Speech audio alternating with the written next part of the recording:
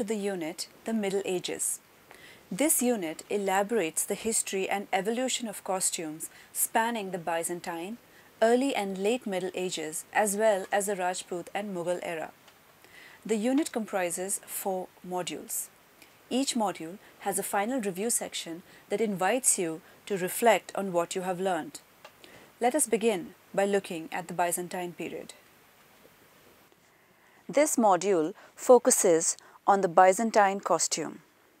Constantinople was the capital city of the Byzantine Empire. It was selected by the Roman Emperor Constantine in 330 AD to be the capital of the eastern part of the Roman Empire. The city became a rich amalgam of Eastern and Western art and culture.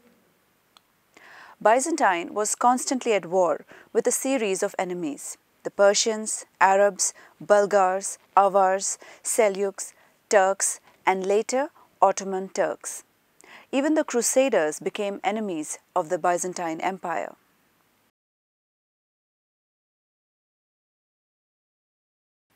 At the head of the state was the emperor, who was the absolute ruler and the head of the Eastern Church. The emperor and empress lived in an elaborate palace. Landed nobility made up an important element in the provincial economic life and government of the empire. A well-developed civil service helped the imperial administration function by collecting taxes, administering justice, raising armies, and deploying them on the field. The aristocracy was one of wealth rather than bloodline, so ambitious young men could rise from one social group to the next, unlike the process in Western society. Education was important to wealthy families. Schools were built in some provincial areas, and Constantinople had a university. Women enjoyed an advanced status during the early period of the empire. Empresses were known to reign alone or as regents for minor sons.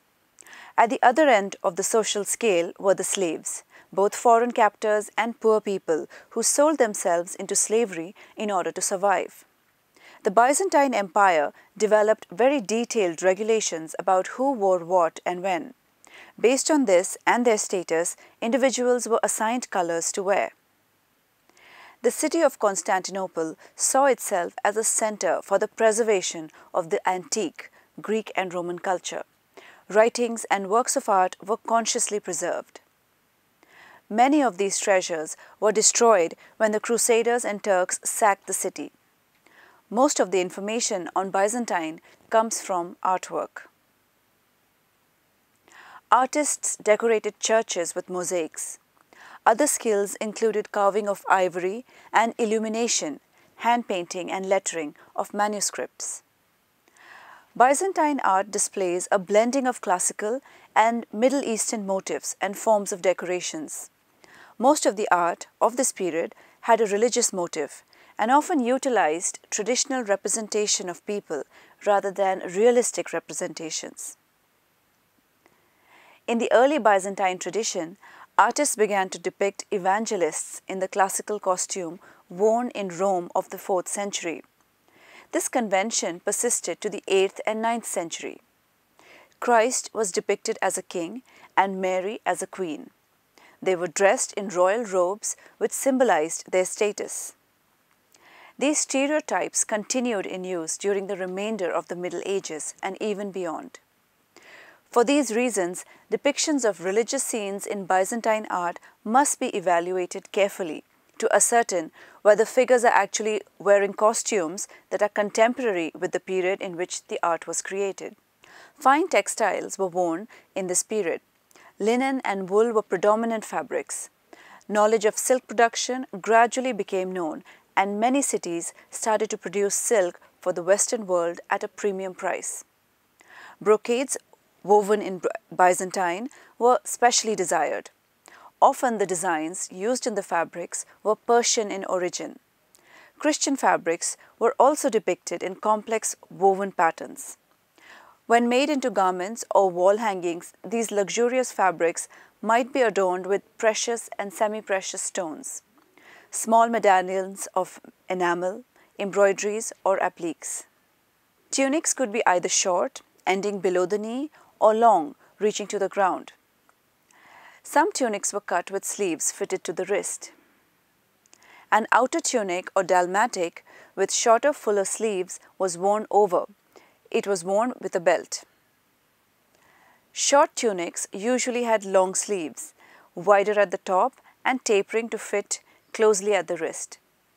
Working men frequently caught up the hem of the tunic and fastened it to a belt at a point just over each leg in order to make movement easier. Some tunics were decorated with clavi and segmente, square or round medallions that were placed in different areas of the tunic. Tunics of the wealthy were decorated with vertical and horizontal bands that were elaborately patterned with embroidery, applique, precious stones, or woven designs. When the tunic was belted, some fabric bloused over at the belt. This is known as the blue saw effect. Fabrics had overall patterns and bands of jeweled decoration were placed at hems and on sleeves, with wide decorative yokes at the neck. Hose was worn as a leg covering with short tunics. Some had horizontal bands of geometric patterns.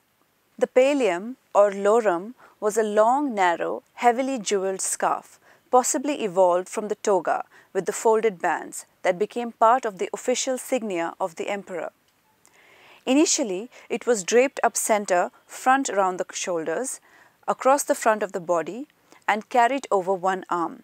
It eventually became a simpler panel of fabric with an opening for the head, sometimes with a round collar-like construction at the head opening. From the 4th to 10th century, men tended to be shaven. Later, men tended to keep beards. Emperors wore crowns after often suspended strings of pearl. Other head coverings included a Phrygian bonnet-like style and several versions of a high hat with an upstanding brim surrounding a high-crowned turban, a smooth, close-fitting crown or a soft crown with a tassel at the back. For women, the tunic or stola and the palla continued in use during the early Byzantine period. Gradually, the wide, long-sleeved tunic called the dalmatica was worn over an inner tunic with close-fitting sleeves. A simple veil worn over the head replaced the palla for some time. The palla returned to use in a modified form that wrapped around the body and covered the upper part of the skirt, the bodice, and either one or both shoulders. Women wore double-layered tunics. The inner tunic had long, fitted sleeves and the outer tunic had full open sleeves, cut short enough to display the sleeves of the inner tunic.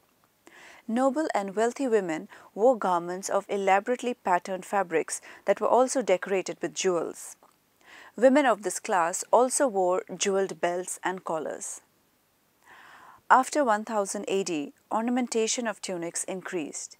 Variation in sleeve styles included wide hanging sleeves or sleeves with long bands of fabric forming a sort of pendant cuff. Early representations show women wearing hair parted at the center, soft waves framing the face, and the bulk of the hair pulled back or knotted on top of the head. Women usually kept their hair covered with a veil or a turban-like headgear. They also wore a cap surrounded by a small tire. Royal crowns were heavily jeweled, diadems with pendant strings of pearl. The paludamentum was worn by upper-class women and the empress. It was fastened over the right shoulder with a jeweled brooch. This cloak was distinguished by a large square decoration, the tableon, in contrasting colors and fabrics that was located at the open edge of the breast. For common people, a simple square cloak replaced the hooded pinula of Roman times for general wear. In later periods, a semicircular cloak pinned at the shoulder or at center front came into general use. Shoes made of cloth, including silk or leather, were often quite open in the construction and ornamented with decorations like jewels, stones, pearls, enameled metal embroidery, applique and cutwork. Some were tied and others were buckled at the ankle. Boots were worn high at the front and low at the back, ending below the calf, mostly by men. Jewelry was an integral part of the costume. The basic components of the military costume were the same as the Western Roman Empire. These included knee-length tunica, sagum, which is a cloak, tunica, cuirass, and close-fitting helmet. Fundamental changes occurred from the 5th century, notably the feminalia. Loose-fitting pants, brasque, was replaced by long hose that extended above the knees. They were bound over the knee with leather thongs or strips of wool or linen. The military tunica adopted longer sleeves like the dalmatica. Boots of varying heights replaced sandals. Greaves were no longer worn even in ceremonial dress.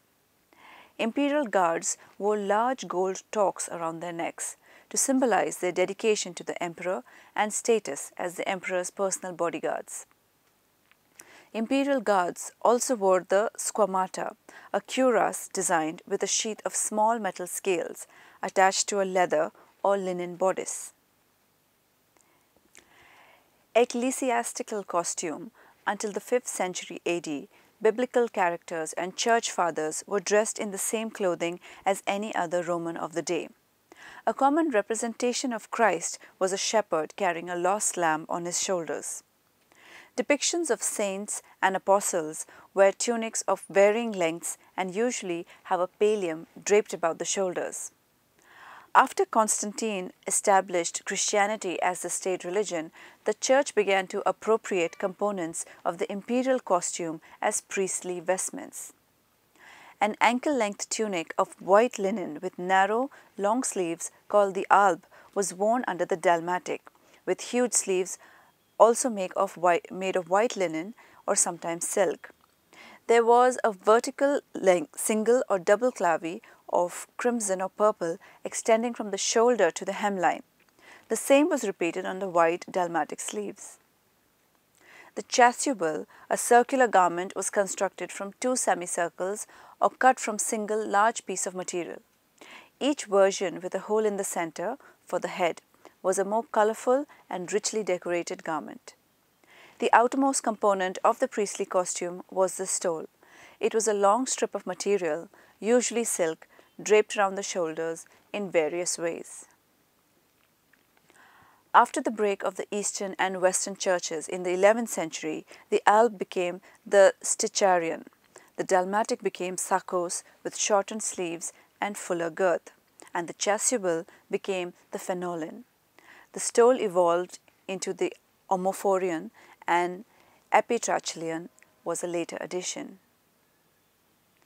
The epigonation was a stylized scarf like a lozenge-shaped pendant attached by chain or cord to the belt and hung down the right front. It was made of heavy, stiff fabrics that are lavishly embroidered and jeweled. Tassels often decorated the bottom 3 corners. Patissa, the pastoral staff, was an insignia of bishops and abbots. The kalumaukion is a tall, cylindrical headdress of black wool or felt. Sometimes it is covered by a veil of sheer linen or silk dyed black. Lappets were attached to either side of the veil, symbolizing that the priest has shut out the distractions and noise of the world. Monasticism began in the early 4th century. Men who were seeking more of a spiritual life began to live as hermits, devoting themselves to prayer, penance, and manual labor. By the 6th century, groups of monks banded together to form communities. Monks wore the simplest clothing. Garments were made from poor and coarse quality wool. An ankle-length tunic with long sleeves were worn. A hooded capelet was worn as a separate garment and sometimes attached to the tunic. Cowls were later attached to the neck of these hooded capes, and they became a distinctive feature of the monk's dress or habit. A work apron called the scapular was also worn. Heavy cloaks were worn during travel. A plain leather strap cord or woolen sash girded their tunics. They went barefoot mostly and sometimes wore simple reed sandals.